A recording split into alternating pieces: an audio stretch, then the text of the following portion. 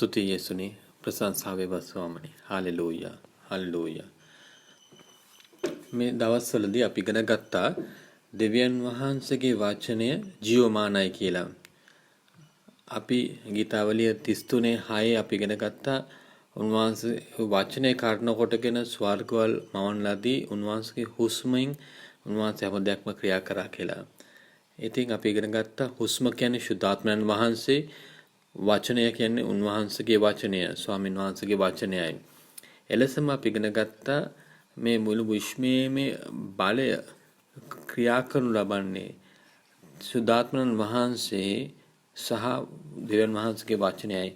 ඉතින් මේ මුළු විශ්වය පිටිපස්මේ තිබෙන්නේ ශුද්ධාත්මයන් වහන්සේ සහ උන්වහන්සේගේ වචනය එකට ක්‍රියා කිරීමෙන් මේක ඊටමත් වැදගත් දෙයක්. දෙවියන් වහන්සේගේ වචනය සහ උන්වහන්සේගේ ආත්මයන් වහන්සේ එකට ක්‍රියා කිරීම. ඒක නිසා තමයි යේසුස් වහන්සේ කියා සිටියේ මා කතා කරන වචනය ජීවනයත් ආත්මයත් කියා. තුන්වෙනිදී අපි ඉගෙන ගත්තේ උන්වහන්සේගේ වචනේ කවදාවත් අපොහසත් වෙන්නේ නැහැ. එසායා 55:11 කියනවා මගේ මුඛයෙන් පැමිණෙන වචනේ කවදාවත් හිස්ව නැවත වාරයක් මට ක්‍රියා නොකර මම බලාපොරොත්තු වුණු දේ ඉෂ්ට නොකර ඒ සාර්ථක නොකරගෙන මා වෙතට නැවත වාරයක් හිස්ව පැමිණෙන්නේ නැහැ. එලෙසම අපි ඉගෙන ගත්තා හේබ්‍රු 4:12 ඉගෙන ගත්තා දෙවියන් වහන්සේගේ වචනේ ජීවමානයේ ක්‍රියාශීලී දෙමුහත් කඩුවකටත් වඩා තියුණුය ආත්මයත් ප්‍රාණයත් සන්දිත් ඇටමිදුළු වලින් ද වෙන් කරන තරම විනිවිද යන්නේය. සිතේ සිතවිලි අරමුණුද විමසන්නේය. මේ හැම දෙයක්ම දෙවියන් වහන්සේගේ වචනේ තිබෙනා බලය ආත්මන වහන්සේ සමග ක්‍රියා කිරීමයි. මේක දෙවියන් වහන්සේගේ පැත්තෙන්. ඊට පස්සේ අපි බැලුවා අපේ පැත්තෙන්. අපේ පැත්තේ දෙවියන් වහන්සේගේ වචනය ක්‍රියාත්මක වෙන්නේ බලය පැමිණෙන්නේ මම මේ සත්‍යතාවය ක්‍රියා කිරීමයි. එනම් මම උන්වහන්සේගේ වචනයට ප්‍රතිචාරය දක්වන එකෙන් තමයි ඒක බලපාන්නේ. අපි 1 තෙසලෝනික 2:3 බැලුවා තවත් කරුණක් ගැන අපි දෙවියන් වහන්සේට නොකඩවා තුති පුදුමි දෙවියන් වහන්සේගේ පණිවිඩය අප ඔබ වෙතගෙන කල ඔබ එය අසා පිළිගත්තේ මිනිසයන්ගෙන් එන පණිවිඩයක් මෙන් නොව ඇත්තෙන්ම දෙවියන් වහන්සේගෙන් මා එන පණිවිඩයක් හැටියටය. මන්ද අදහන ඔබ අතර ක්‍රියා කරන්නේ දෙවියන් වහන්සේය. කාරණා දෙකක් අපි ඉගෙන ගත්තා. දෙවියන් වහන්සේගේ වචනය පැමිණෙන්නේ අපට මිනිස්යාගේ වචනයක් හැටියට නොවේ. ඒක දෙවියන් වහන්සේගේ වචනයක් කියලා පිළිගන්න අවශ්‍යයි.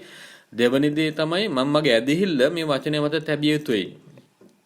එතකොට තමයි මේ දෙවියන් වහන්සේගේ වචනය අපේ තුල ක්‍රියා කරන්න බලපාන සාධක දෙක මේ තමයි. ඊයේ දවසේ අපි ඉගෙන ගත්තා තව සත්‍යතාවයක් උන්වහන්සේගේ වචනය අපේ ජීවිතයේ ක්‍රියා කරන්නම් අපි හේබ්‍රු සමානයේ යාකෝබ් 1:21 කතා කරා. එහෙන් සියලු කිලුටුකමද අධික දෘෂ්ටකමද පහකොට ඔබ සමගයේ ප්‍රාණය ගලවන්නට පුළුවන් වූ පිහිටුවන ලද වචනය මෘදුකමින් යුක්තව පිළිගන්න. එකක් තමයි අපේ තිබෙනා වූ අශුභ දේවල් අපේ ජීවිතයේ ඒ තමයි කිලුටුකම අධික දෘෂ්ටකම අපේ ජීවිතයෙන් පහ කරන්න අවශ්‍යයි. දැන් අපේ ජීවිත පිරිසුදු කරායින් පසු අපි තවත් පාපය සහ කැරලිගසම ඒ නපුරු දෘෂ්ට දේවල් අපේ ජීවිතය අල්ලගන්න නැතුව දෙක අපි මේ වචනය අපි යටහත් කමින් පිළිගන්න අවශ්‍යයි. එවිට තමයි මේ ජීවිතයේ වචනේ අපේ ජීවිතේ පිහිටවන්නේ. ඒක මුල් අඳුන ලබන්නේ. ඉතින් මේක ඊටමත් වැදගත් ප්‍රතිපත්තියක්. ඉතින් අපේ ජීවිතයෙන් අපේ නිවැරදි කිරීමේ ආත්මයක් ඇතුව කවරෙක්නෙක් අපිව හරි ගැස්සුවොත් ඒක නිවැරදි කිරීමෙන් සහ යටහත්කමෙන් ජීවත් වීමෙන් අපිට පුළුවන් වෙනවා අපේ ජීවිතයේ අසුබ දේවල් එළියට ගන්න. එවිට අපේ ආත්මය ගලවන්නට හැකි වෙන වචනය අප තුළ පිහිටවනවා. අද අපි දකින්න බලන්න යනවා දෙවියන් වහන්සේ සොයන්නේ ශිෂ්‍යයන්ව. උන්වහන්සේගේ ශිෂ්‍යයා කියන්නේ ඒක රඳා පවතින්නේ උන්වහන්සේගේ මට්ටම මත. ඒක තමයි එක යටහත්කම සහ දේව බය. ගීතාවලිය 25:8-9 සහ 12:14 ස්වාමින් වහන්සේ යහපත්ය අවංකය එහින් උන්වහන්සේ පෞකාරයන්ට මාර්ගය උගන්වනසේක උන්වහන්සේ යටහතුන් යුක්තියෙහි හසුරුවනසේක යටහතුන්ට තමන්ගේ මාර්ගය උගන්වනසේක. ස්වාමීන් වහන්සේ 12 ස්වාමීන් වහන්සේ කෙරේ බය ඇත්තේ කවුරුද? ඔහු විසින් තෝරාගත යුතු මාර්ගය උන්වහන්සේ උගන්වනසේක. ඔහුගේ ආත්මය සුවසේ වසන්නේය. ඔහු වංශය දේශී උරුම කරගන්නේය. මේ වචනේ තතාන් කරනවා උන්වහන්සේගේ වචනේ ලබා ගන්න එක්නාගේ චරිතය අවශ්‍යතාවය. ඉතින් අපි කෙලෙසද උන්වහන්සේගේ ගිවිසුම තේරුම් ගන්නේ අපි උන්වහන්සේගේ වචනය යටහත් කමින් ලබා ගැනීම. ප්‍රථම දේ අපි බලමු. ඒක තමයි බය. ඒක තමයි ඇවිල්ලා උන්වහන්සේට ඇතිවන්නා වූ බය නෙමෙයි. නමුත් උන්වහන්සේට ගෞරවාන්විත බයක් අපි ඇති කරගත යුතුයි. ඉතින් දෙවියන් වහන්සේ මාගේ ගුරුවරයා හැටියට උන්වහන්සේගේ රාජ්‍ය රහස් උගන්වන්න උන්වහන්සේ පිළිගන්න විට මගේ ජීවිතේ ඉඩ දෙන විට මගේ ජීවිතේට බුද්ධිය මගේ ජීවිතේට එළිදරව් දැනගැන්ම දෙන්න උන්වහන්සේ සලස්වනවා.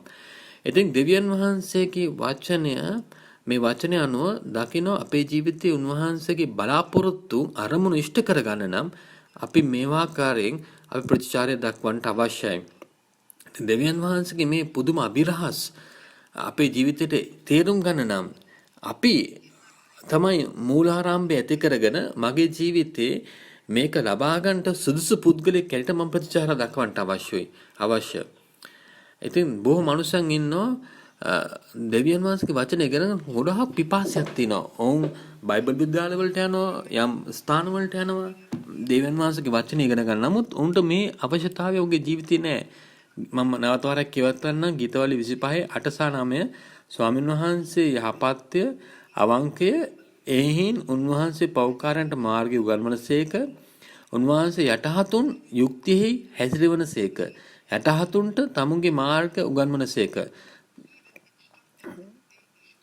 ස්වාමීන් වහන්සේ කෙරේ බය ඇත්තේ කවරේද? ඔහු විසින් තෝරාගත යුතු මාර්ගය උන්වහන්සේ උගන්වනසේක.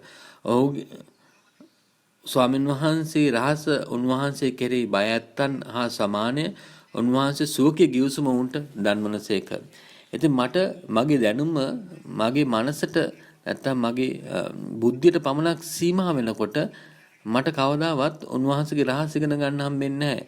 ඇයි? මට උන්වහන්සේගේ චරිත ගුණාංගය අවශ්‍ය වන චරිත ගුණාංගය මට නැති වෙන නිසා. මොකක්ද ඒ චරිත ගුණාංගය? ඒක තමයි උන්වහන්සේට ගෞරවාන්විත බියක් අපේ ජීවිතය ඇති කර ගැනීම. ඉතින් අද උන්වහන්සේ අපෙන් අසන ප්‍රශ්නය මගේ ජීවිතයේ මේ අවශ්‍ය වන්නා වූ ආකල්පය උන්වහන්සේගේ වචනේ වෙතට තබා ගන්න මම කැමතිව තිබෙනවද? උන්වහන්සේගේ වචනේ මගේ ජීවිතේ ප්‍රමුඛත්වය දීලා උන්වහන්සේගේ වචනේ මගේ ජීවිතයේ එක හැටියට පිළි අරගෙන මම උන්වහන්සේගේ වචනට ගෞරවය දීලා උන්වහන්සේගේ වචන ගෞරවාන්විත බියක් ඇතුව පිළිගත්තම තමයි මේ දේ ඇති වෙන්නේ. ඉතින් උන්වහන්සේට අපි යටහත් වෙනවා පමණක් නෙමෙයි, නමුත් අපි උන්වහන්සේට ගෞරවාන්විත බිය දුන්නම අපි උන්වහන්සේ තුල ඉදිරියට යන්න පුළුවන්. අපි උන්වහන්සේගේ ශුද්ධාත්ම වහන්සේගේ පාසලේ ශිෂ්‍යයන් වෙනවා. ඒත් උන්වහන්සේගේ වචනය දැන් දී තිබෙනවා. උන්වහන්සේගේ වචනේ දැන් මම පැහැදිලි කරනු ලැබුවා. දැන් ඔබගේ ප්‍රතිචාරය නැත්නම් මගේ ප්‍රතිචාරය මේ දුන්නව පණිවිඩ කුමක් විය යුතුද? මේ මම පැහැදිලි කරපු අර්ථකථනය කරපු දේ ඔබේ ජීවිතේ ගෙන යන්න ඔබට තමයි අයිතිය තිබෙන්නේ. ඉතින් ඔබ තමයි මේකේ ඔබගේ ජීවිතේ ඉදිරියට යාම සහ ඔබේ ජීවිතයේ සඵලත්වය සහ ඔබගේ ජීවිතයේ ඉදිරියට යාමට අවශ්‍ය වන්නා ප්‍රතිචාරය ඔබ අතේ තමයි තියෙන්නේ.